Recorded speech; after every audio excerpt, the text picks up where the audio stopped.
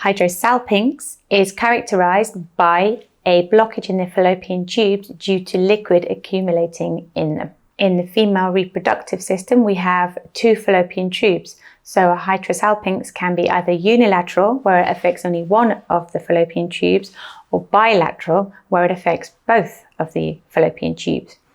Usually, when hydrosalpinx is present, it is bilateral, so in both of the fallopian tubes. The presence of liquid in the distal part of the fallopian tubes causes the tubes to swell and actually prevents the passage of the sperm and the egg.